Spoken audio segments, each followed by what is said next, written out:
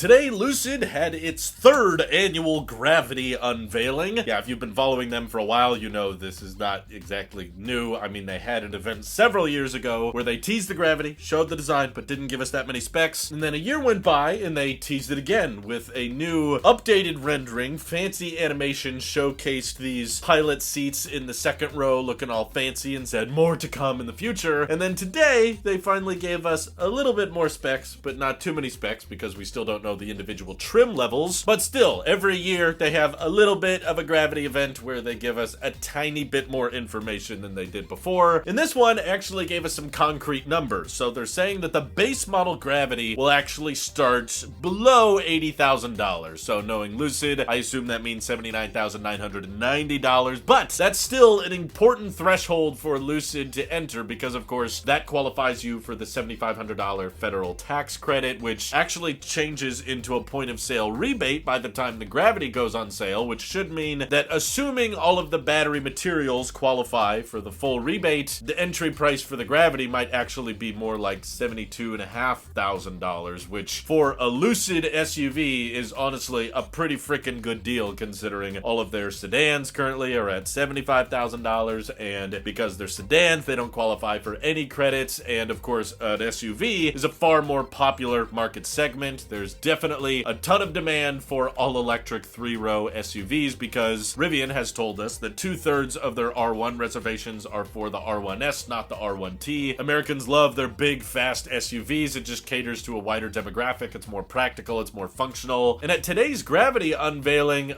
we got something different than we did from the last Lucid event because we're no longer seeing that 6-seater option. We're just seeing the 7-seater now with this kind of clay tan interior. But it brought along a lot more changes, honestly, than I was expecting, and I'm happy to say there's a lot of changes they made with the Gravity that I kind of got excited about, and I'm happy for. For one, they've kind of moved the steering wheel down into a bit more of a cyber woke shape. Yes, I'm gonna keep using that word despite what all of you keep telling me. Making the driver display a lot more visible, which I'm grateful for. That's my biggest complaint with driver displays is usually the steering wheel gets into your line of visibility. That's why I'm personally a fan of yokes, even if y'all aren't. Or if you're gonna have a steering wheel, just don't have a driver display at all, or go with a HUD. The Lucid one looks a lot easier to view, a very noticeable improvement over the Air. And also, another welcome change I'm happy about, they switched for the main display to being landscape instead of portrait. Thank you. Landscape displays in cars, in my opinion, make far more sense than the portrait displays. I've never really been that big a fan of the screen layout in Lucid Airs. Little too much going on, a little bit too complicated. This is still kind of complicated and I'm sure not very affordable to build, but still a landscape display is a welcome addition. You could potentially offer software updates in the future that offer things like Lucid Theater mode, so you can watch movies or TV shows or YouTube straight from the car screen. Not currently possible with the Lucid Air, or even if they did add it, it would not be a great layout. Also, Lucid supports things like Apple CarPlay, which are far better optimized in landscape orientation. So here's hoping they find some way to put CarPlay down there. The steering wheel buttons look a little bit more tweaked. I'm not exactly sure why they adjusted it in that regard, but they also have a very accessible frunk on the Gravity that in fact they're showcasing as a seat, like showcasing that you and a friend can sit in the frunk when you're parked stranded at the Electrify America station. No, I don't know. Personally, I think that's kind of gimmicky. I think they should have focused a little bit more on storage capacity, not so much like, oh, this is comfortable, you can sit on the front of your SUV. Yeah, I don't think people are gonna do that, but I guess that's an option. And the other clever design trick that I've seen a lot of people talking about, which I thought was pretty neat as well, is the fact that the third row, if you want to fold it flat, can go backwards into kind of the trunk area and basically allow for a very flat,